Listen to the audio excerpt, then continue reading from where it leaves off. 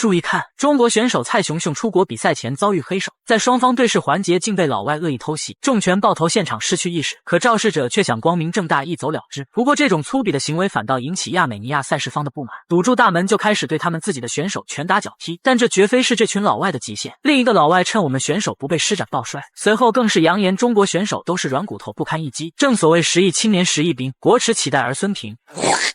嚣张的日本选手赛前吐了杨建平一脸，引得现场中国观众慷慨激昂。众所周知，杨建平对日本选手杀伐果断，甚至被日本赛事方永久禁赛。杨建平之所以在被吐口水后没有据理力争，是因为他更明白擂台决斗的合理合法性，当即和对手签下生死状进行比赛。眼前登场的就是日本武士团，4个人轮番挑战杨建平。首先登场的就是日本空手道冠军孤山信，结果还没嘚瑟多久就被杨建平掰断脖子，至今生死不明。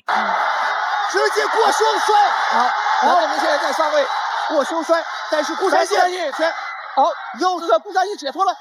顾山信呢也是名不虚传，是乌兰巴托的巴西柔术公开赛的冠军，是长期在海外征战。好，现在准备在。又被压平了，又再一轮的地面砸击。杨建平后背骑乘犹如武松打虎，随后更是拳脚如雨狂暴输出，嚣张的行为加上日本选手的身份，在杨建平看来，简直是一张通往阎罗殿的入场券。密不透风的地面锁技强悍至极，反观孤山信只能双手抱头，匆忙招架，怕是想逃跑也没有机会了。孤山信在防这个十字步，再次站立上位，成旗，好，可以用杨建平，好，这个家伙翻转龟缩防守。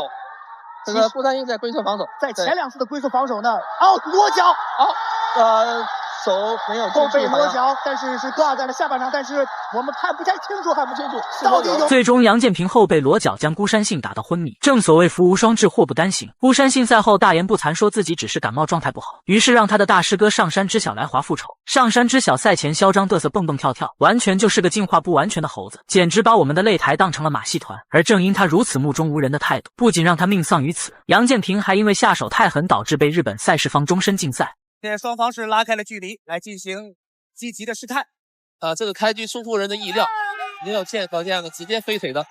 杨建平直接进入近缘战，主动采取摔法，但是上山知晓的缠斗能力呢也是非常。杨建平又想用手臂十字固了，想你看没有？这个时候呢，杨建平拿到了一个非常好的把位，起来了，哇！这个小断头，有希望，有了，还是没有希望。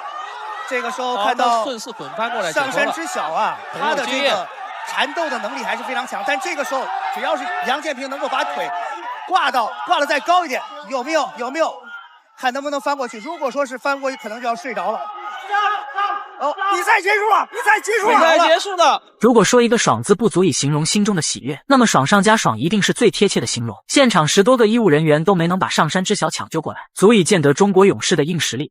眼前的外国女拳王不仅实力强劲，更是胆敢在媒体前嘲讽张伟丽，扬言比赛中要一屁股把张伟丽坐在身下，并且当着中国观众的面把张伟丽给打死。此人之前可是说到做到，和他叫板的对手被重拳打到满脸开花。不过碰见张伟丽就像是碰见了阎王爷，伟丽一开局就用巴掌扇向对手的脸颊。停脚，打，对，再打，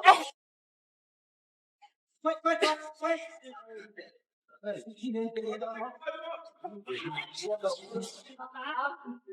手压那个胳膊，别让他脑袋起来。打头，轻轻的打，可以打了，好，可以了，好，继续打，出来了，腿内出来了，再打，连续打。好的，等会看看你们脚下。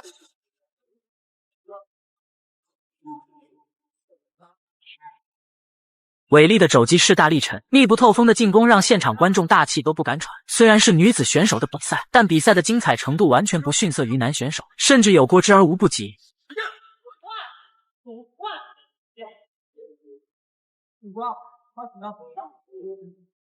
欢迎安保啊！打击，30秒，走了，再走，后走，再走，有了。还有20秒，有了。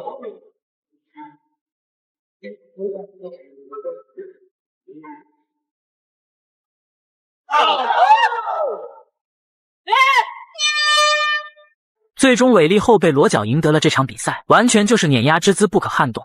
我不和他打技术，我和他打命。这是一场刘文博对阵美国选手的比赛。刘文博赛前对美国友好问候，应该是在问候对方的18代祖宗。比赛开始后，美国选手也毫无保留，不过很快就被抓到破绽，直接 KO。Wow. Using that power, very strong man. And he's starting to rain down the counter punishment on Shannon Rich. Shannon's taking some punishment. Where did this He's come not from? defending. Will he Where did this stand? come from? He's not reacting. Has a count. It's right Let's go, there. we stop. And he stopped the Wow. fight. Incredible! How the hell did this happen? Shannon was totally in control. What a 比赛果真是酣畅淋漓，这位赛前嚣张的美国选手是有些实力的，不过相信没有人能承受中国硬汉的怒火，这就是绝对的中国力量。